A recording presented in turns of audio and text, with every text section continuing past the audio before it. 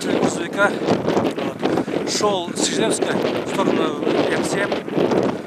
Произошло столкновение, встречная машина лобовую вышла. Ну, начал легковую машину занесло впереди. Он со встречкой шла,